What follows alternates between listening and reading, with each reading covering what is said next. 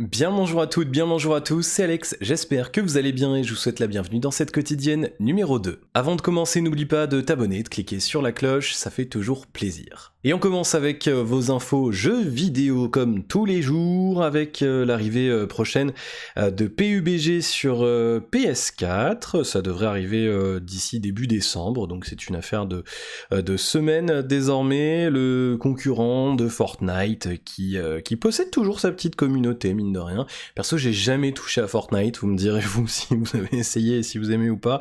J'ai jamais essayé, je peux même pas dire que j'aime pas, j'ai jamais essayé, ça m'a jamais attiré, donc je peux pas m'exprimer là-dessus.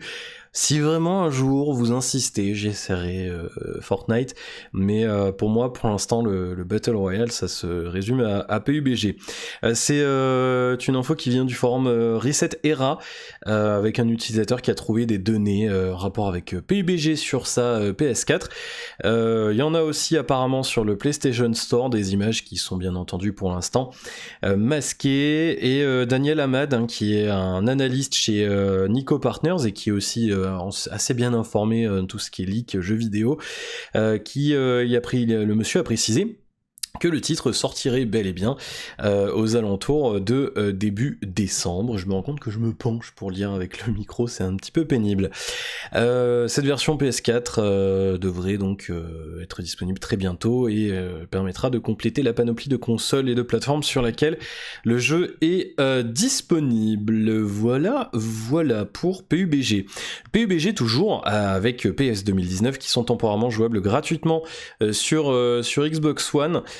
Si vous avez la console de Microsoft, eh bien vous pouvez vous rendre sur le Microsoft Store et les récupérer gratuitement, nous dit-on, je cite, pour une durée limitée. Alors on ne sait pas, mais ça devrait être peu probable, mais peut-être, si vous êtes chanceux, que les jeux resteront dans votre bibliothèque une fois cette période limitée terminée, à voir, mais en tout cas pour l'instant c'est pas prévu, et donc vous pourrez les tester avant qu'ils soient supprimés de votre bibliothèque ou avant que vous dépensiez de l'argent pour vous les procurer de manière définitive. Voilà pour cette petite info, donc c'est PES 2019 et PUBG sur Xbox One qui sont disponibles temporairement, en tout cas gratuitement. Et puis on revient un petit peu sur Fallout 76 encore, et oui encore. Bethesda qui réagit aux nombreux hacks possibles. Ça râle un petit peu sur Reddit et ailleurs et sur les forums. Il y a un gars qui a publié en fait une liste de hacks possibles sur la version PC, des trucs plutôt sympas pour certains et puis d'autres qui foutent en l'air carrément le jeu, tout simplement. Le monsieur nous précise via son post que en fait les serveurs de Bethesda ne vérifieraient pas les fichiers du client, tous les fichiers du client à chaque fois qu'il y a des échanges de paquets, ce qui ouvre des portes au hack et autres bricolages qui ruineraient l'expérience des honnêtes joueurs que vous êtes, j'en suis sûr, n'est-ce pas? Mais voilà, donc ouais, non, en fait, il critique aussi la structure du jeu, ça serait un clone de Fallout 4.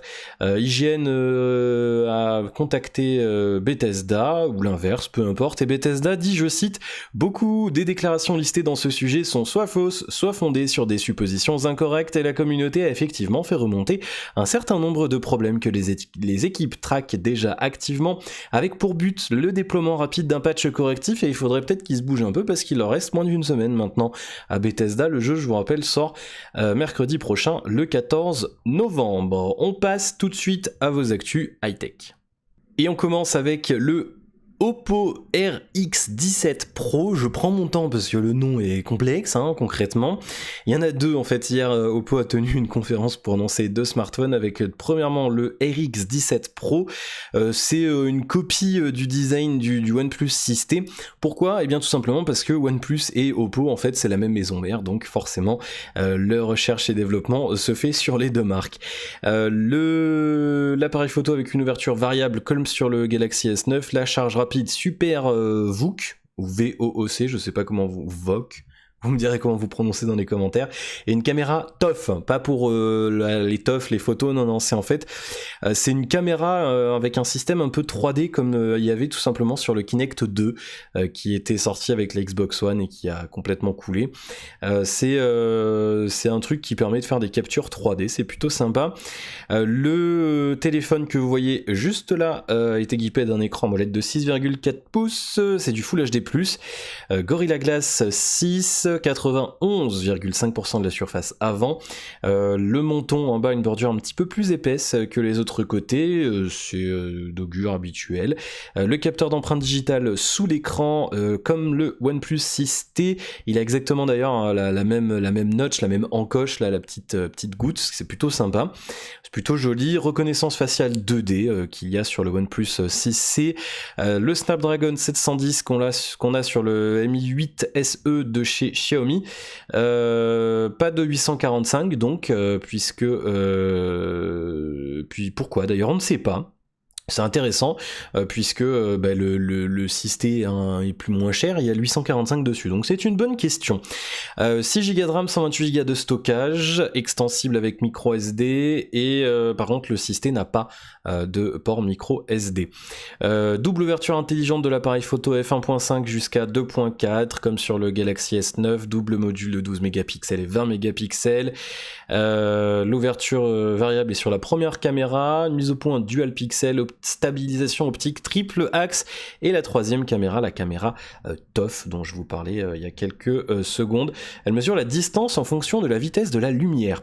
En fait, elle peut évaluer la distance entre le smartphone et chaque point de l'image pour créer un rendu 3D de son environnement, à l'image du projet Tango de Google, qui permettrait de modéliser un objet en 3D. En fait, elle sera désactivée de base et il y aura une mise à jour avant la fin de l'année pour activer tout ça. C'est plutôt rigolo. Et la caméra avant, c'est une 25 mégapixels, ouverture de 2.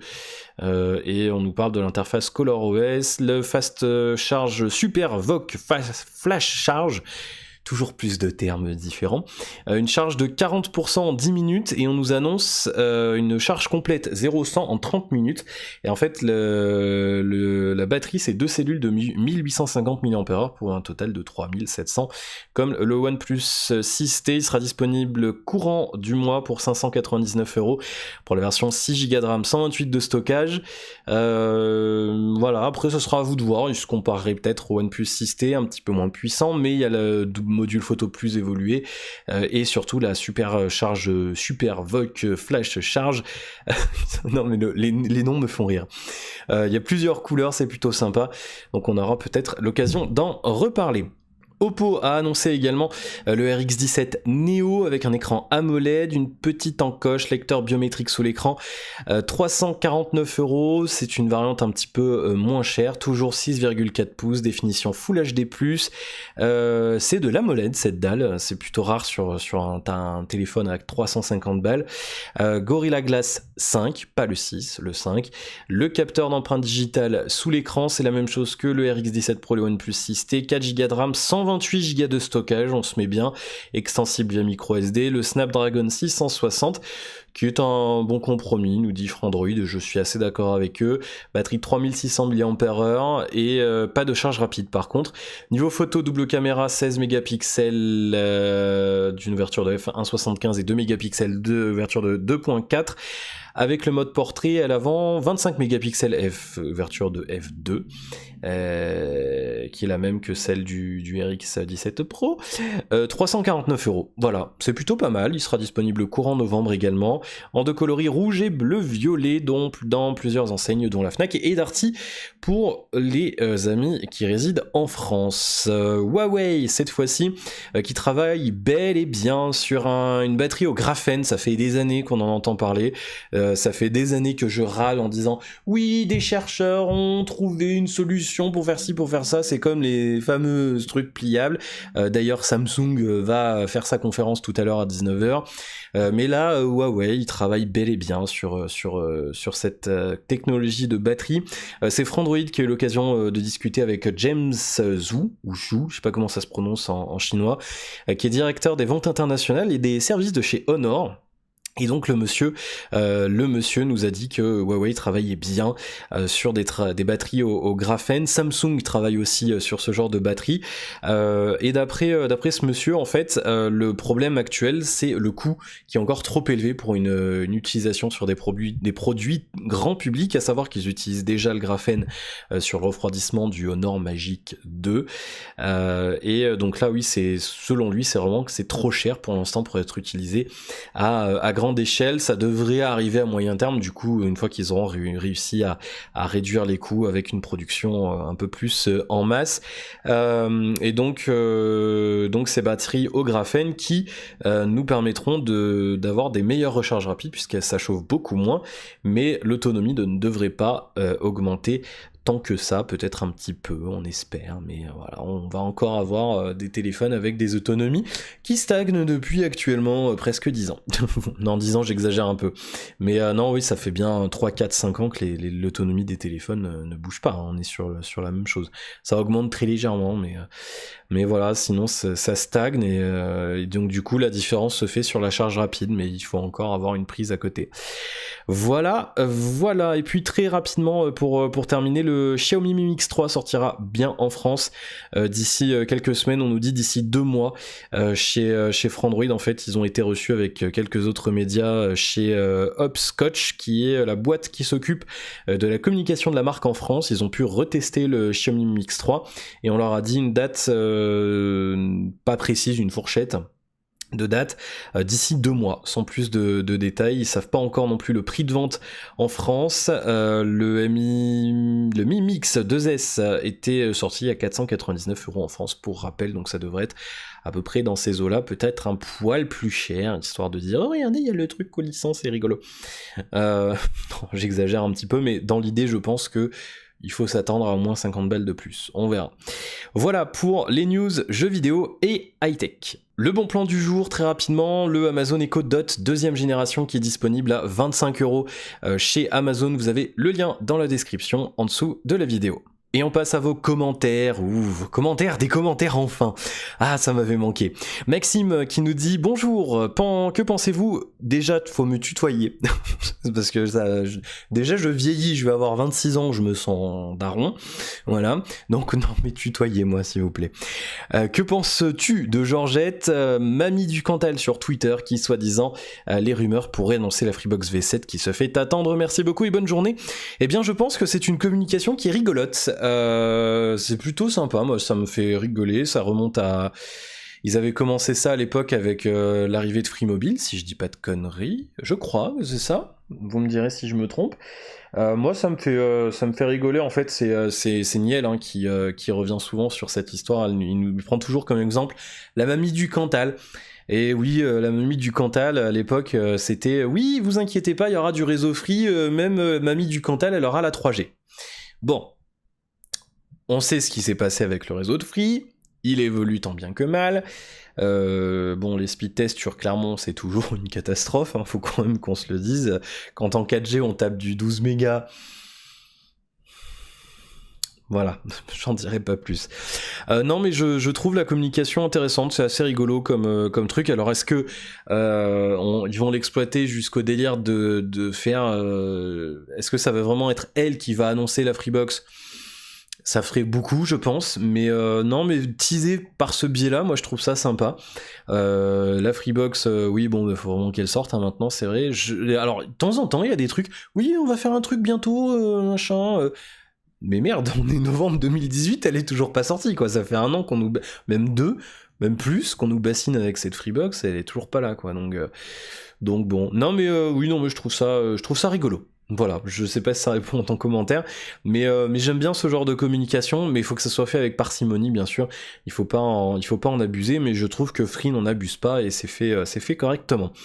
Nenes19, yes, he comes back. Retour sur ton nouveau téléphone et critique de l'ancien. Nous dit Nenes, eh bien déjà merci à toi d'être toujours au rendez-vous. Ça fait très plaisir. Alors, retour sur mon nouveau tel. Mon téléphone actuel, puisque j'en ai eu plusieurs depuis que j'ai arrêté YouTube, enfin depuis que j'étais parti. Mon téléphone actuel, c'est un OnePlus 6. Voilà. Ceux qui me suivent sur Twitter, vous le savez, j'ai fait même une petite review sur Twitter.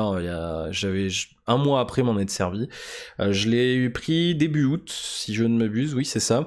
Et donc j'ai la version 8Go 128 parce que je voulais la couleur Midnight Black là qui est plutôt c'est une espèce de vert polarisé là qui est plutôt stylé. Je sais pas si je peux vous montrer les reflets. Non, on les verra pas. Mais c'est plutôt sympa et j'en suis très très très très content. Pour moi, c'est un excellent téléphone qui reste viable même après la sortie du 6T puisque le lecteur d'empreintes sous l'écran, ça ne convient pas à tout le monde et le 6T est très légèrement plus cher, mais le 6 se trouve pas très cher en Chine, même si je vous recommande quand même de l'acheter sur Amazon ou en tout cas en France. Achetez-le en France, vous aurez les meilleures garanties et si vous avez un souci, ça sera plus simple que de le renvoyer si vous l'achetez chez Joybuy ou compagnie. Non, j'en suis très très content et je viens d'un Huawei P20 Pro. Sur lequel je peux cracher pendant 1 heure. Voilà, je peux faire une vidéo d'1 heure où je chie sur Huawei. En tout cas sur ce téléphone, parce que je veux bien croire que j'ai eu un problème avec ce téléphone-là et que ce n'est pas le cas de tout le monde. Mais quand on me vend un téléphone avec une batterie de 4000 mAh et que je tiens 1h30 screen-on sur une journée, je pense qu'il y a du foutage de gueule. Non, mais en fait, je pense... Alors, très rapidement, parce qu'on est déjà à 17 minutes, mais un petit peu moins très rapidement oui en fait j'avais entre temps donc quand j'avais arrêté fin 2016 j'avais le Mate 8 j'ai eu ensuite un S8 Plus que j'ai gardé il m'a fait presque 1 an le S8 Plus, enfin je l'ai toujours mais je m'en sers plus et j'ai pris le P20 Pro fin avril, le 30 avril pour être précis et en fait j'ai eu très vite des problèmes d'autonomie, c'est-à-dire que je me suis vite rendu compte qu'en fait le téléphone s'activait tout seul même quand je m'en servais pas. Donc dans les graphes d'autonomie Android, vous savez, vous avez des lignes avec Wi-Fi, appel, écran allumé et en activité, donc ce qui est en fait en anglais awake et ce qui est traduit en français par en activité. Et donc en fait quand la barre écran allumé était éteinte, donc quand je ne servais pas du téléphone, il y avait énormément de pics d'activité, donc la barre était colorée quoi. Et donc je me suis très vite rendu compte que le téléphone grattait tout seul, même quand je m'en servais pas.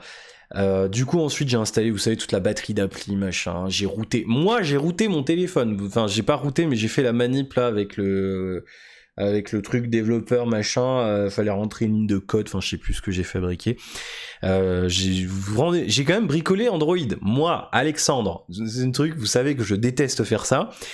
Et non mais là j'en avais marre en fait, et du coup j'ai essayé plein de trucs, j'ai fait des factory resets, des hard resets, j'ai essayé Android en mode sans échec, j'ai fait du mode avion, j'ai testé tous les trucs dans tous les sens, et en fait l'autonomie était variable. Il y a eu 2-3 jours où j'avais une excellente autonomie, où le soir quand je l'avais débranché à 9h et le soir j'avais fait 1 heure screen-on, il me restait 95% de batterie, c'était génial. Et le lendemain, pouf, je fais 1 heure de screen-on, le soir à 20h il me reste 20% de batterie parce que le truc a décidé de faire de la merde. Donc je sais pas. Il y avait des gens qui avaient des problèmes comme ça sur les forums XDA, qui disaient j'ai une autonomie pas top, toi comment t'as fait pour avoir une bonne autonomie? Et je pense qu'ils se rendaient pas compte que leur téléphone avait un problème. Et voilà, moi j'en ai eu ras-le-bol, du coup je l'ai vendu et j'ai pris le OnePlus 6 parce que ça me faisait chier de partir dans un délire envoyé à Huawei. Ils savent pas pourquoi, voilà, ils vont peut-être me le renvoyer sans faire de bricolage dessus, donc j'aurai encore le même problème, machin. Donc j'ai laissé tomber, j'ai dit ça sert à rien. Alors est-ce qu'on était moi et les personnes qui avaient ce problème-là, sachant que moi je l'ai acheté chez Orange en plus, donc des gens à l'international qui l'avaient acheté nu, d'autres pas nu, d'autres qui avaient la version single SIM, double SIM, c'était pas les mêmes numéros de modèle, il y avait aucune corrélation, tu sais, c'était pas genre un modèle qui avait un problème avec une ROM en particulier, il y avait des mecs qui avaient le patch plus récent, moi j'avais l'ancien, machin, enfin bref, il y avait aucune rien qui permettait d'isoler le problème et de dire bah c'est cette ROM là, c'est ce modèle là, c'est ce truc là, la combinaison de ces deux là. Il y avait aucune possibilité d'isoler quoi que ce soit et en fait n'importe quoi. Voilà, une grosse déception. Et puis honnêtement la ROM Huawei elle vieillit énormément. Dites-vous que à l'époque j'avais le Mate 7 qui était livré sous Android 4.4 et il y a des choses dans l'interface de la ROM du P20 Pro qui sont les mêmes depuis Android 4.4. C'est et EMUI là, UMUI là, je sais pas comment ils appellent ça, ça n'évolue pas, ça stagne.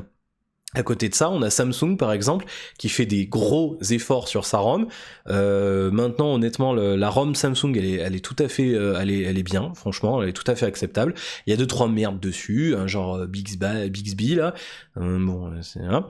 Mais bon, à côté de ça, ils font des efforts. Huawei, j'ai l'impression, ils branlent rien sur leur développement software quoi. Alors après, ils nous ont dit, oui, il y a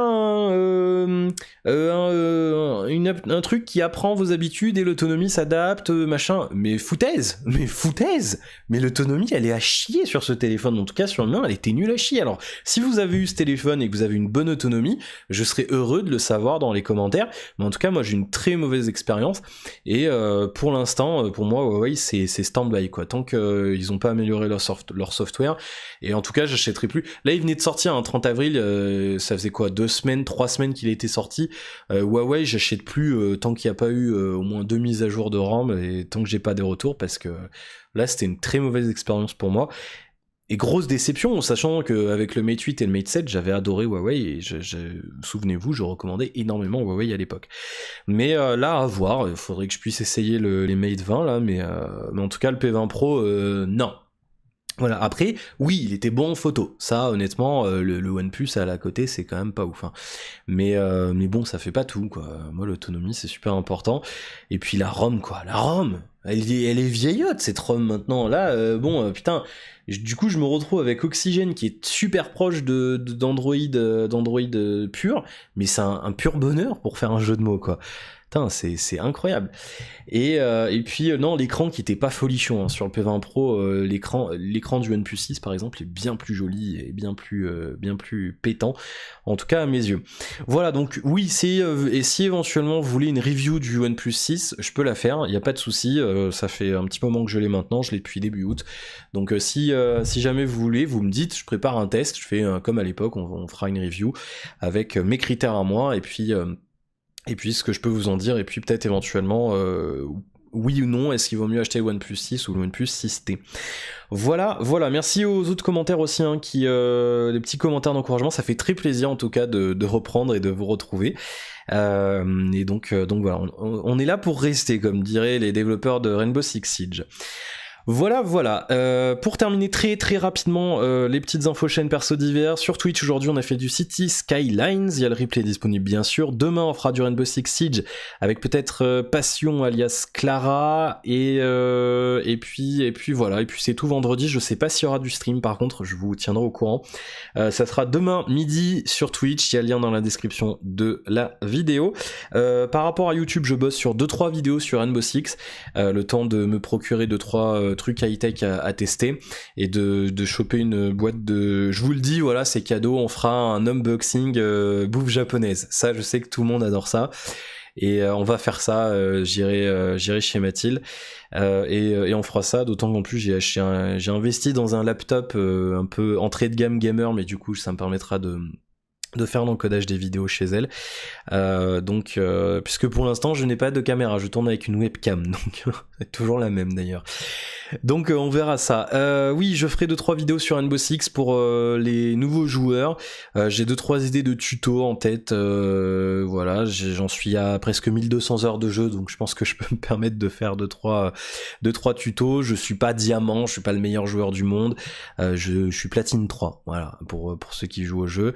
Et mais sans prétention aucune, je pense que je peux me permettre de donner 2-3 petites astuces. Donc je travaille là-dessus, je suis en train d'écrire les vidéos, après je ferai les prises de vue, le montage, et puis ça sortira très prochainement. Et puis pour tout ce qui est high-tech, Et puis d'ailleurs, il y aura des tutos pas que pour les nouveaux joueurs sur Rainbow Six. Pour tout ce qui est high-tech, dites-moi ce que vous voulez que je teste, si vous avez des idées de téléphone ou autre chose, ou n'importe quoi, même des produits connectés, ça peut être tout et n'importe quoi, vous me dites ce que vous voulez, je vois si c'est faisable, et puis ensuite déballage, et puis review, dès que c'est possible. Et puis tiens, oui, c'est vrai que vous le saviez pas, mais j'ai acheté ça fait un peu plus d'un an maintenant, je m'étais acheté un iPad Pro, parce que, et oui, Apple, rendez-vous compte. Merde. Alexandre a acheté de l'Apple, mais que de changements, disons. Dis donc. Oui, parce que j'avais repris un peu la fac à la rentrée l'an dernier, et bon, du coup j'ai arrêté parce que l'organisation des facs en France, vous me connaissez, j'avais envie de tuer tout le monde. Ne me envoyez pas le GIGN, c'est pour histoire de parler, hein, je voulais pas physiquement aller tuer des gens, loin de moi s'en fasse cette idée, mais dès qu'il fallait faire un truc, j'avais envie de gueuler sur tout le monde, enfin ça me rendait ouf, donc j'ai vite laissé tomber. Mais donc oui, pour ça je m'étais acheté un iPad, avec le stylet, je tiens. Et en fait c'est excellent comme machine, vraiment. Là, s'il y a les nouveaux qui sont sortis, mais même celui de l'an dernier là, l'iPad Pro là, c'est un bonheur fabuleux de travailler avec ce truc là. Que ce soit travailler ou le divertissement, je recommande vivement si vous cherchez une tablette. Et oui, il y a plus de tablette Android haut de gamme, il y a Samsung. Voilà, c'est tout. Et j'avais pas envie d'acheter ça. Et voilà, c'est du pur bonheur, et je regrette pas du tout mon achat. Et c'est un véritable plaisir de travailler avec ça. Voilà, merci d'avoir suivi cette quotidienne. On n'oublie pas de s'abonner, de liker, de partager, de commenter. Je répondrai à 2-3 commentaires dans la quotidienne de demain jeudi. N'oubliez pas aussi, je note les choses parce que j'ai pas encore l'habitude, voilà, YouTube, faut dire aux gens de s'abonner, de liker, parce que là, les gens ne le font pas d'eux-mêmes, mais faites-le, ça me fait plaisir, et puis ça permet de faire évoluer la chaîne, c'est important. Oui, activez aussi les notifications. J'ai marqué call to action, abonne-toi plus notif, c'est marqué sur ma fiche. Bon, vous le verrez pas, si, ça y est, vous le verrez, mais voilà, c'est important. Donc oui, n'oubliez pas de vous abonner, de liker si ça vous plaît, de partager, c'est super important. Vous pouvez commenter si vous avez une question. Là, vous faites comme j'ai perdu ton prénom, comme Maxime, qui m'a demandé un avis sur un truc dont on n'a même pas parlé hier, mais il n'y a pas de souci. Je réponds à 2-3 commentaires demain, le reste j'y réponds à l'écrit. D'ici là, portez-vous bien. On se dit rendez-vous demain midi sur Twitch pour du Rainbow Six Siege, et demain en fin d'après-midi pour la quotidienne. Bonne soirée tout le monde, à demain.